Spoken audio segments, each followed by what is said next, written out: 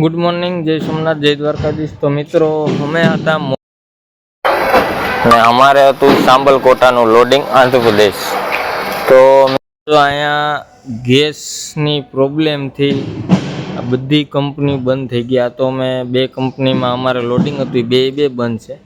આની પાસે સ્ટોક છે, આ બધો લાદીનો સ્ટોક છે। તો આ જ્યાં સુધી સ્ટોક છે ત્યાં સુધી હાલવાનું, પછી લોડિંગ બંધ થઈ જવાનું છે। જ્યાં એક બહુ મોટી કંપની આમાં છે, આમાં લાદી પાસ થઈને વાં નીકળે। તો જો આ રીતે મોરબીમાં મંદીનો માહોલ, એટલે તારા ગાડીવાળાથી લઈને મજૂર, પછી આ બધાયને નડશે એમ। મજૂર તો જો કે 99% મજૂર અહીંથી ભાગી ગયા, યુપી બિહારના જે કોઈ હોય। પણ જો આ કંપનીમાં જ છે ભાઈબંધ।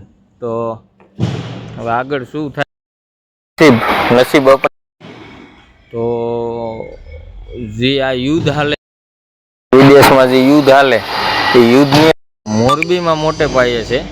તો તમે જોઈ શકો છો આ કંપની બંધ છે અત્યારે, શટડાઉન છે અત્યારે। તો આવી રીતે અહીંયા હે ભાઈ મોરબીમાં આવી હતું અમારું લોડિંગ। આપણે કાલ અડધી વાવાઝોડું આવ્યું હતું, ત્યાં આપણે અડધી ગાડી ભરાણી હતી ને અડધી બાકી હતી।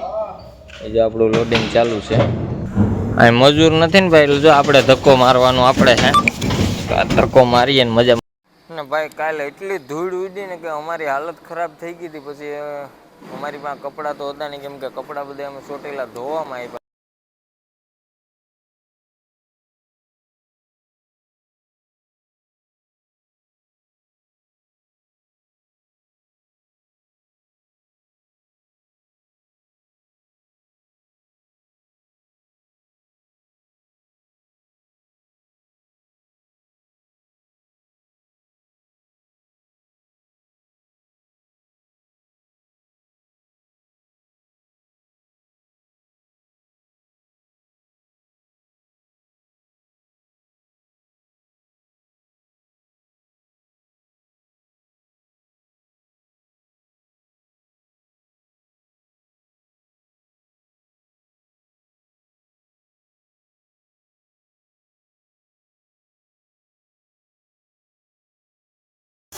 તો મિત્રો અમે મોરબી તિરુપતિ પહોંચે પહોંચ્યા હતા, તો ધીરુભાઈની આવી ગયા ગાંધીધામના ચાવલ ભરીને।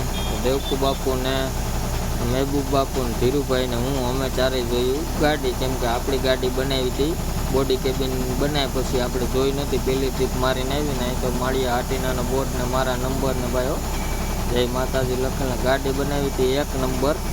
તો આપણી ગાડી અત્યારે તો ગાંધીધામ છે, પણ કાલ 1-2 દિવસમાં માળિયામાં આવી જવાની છે।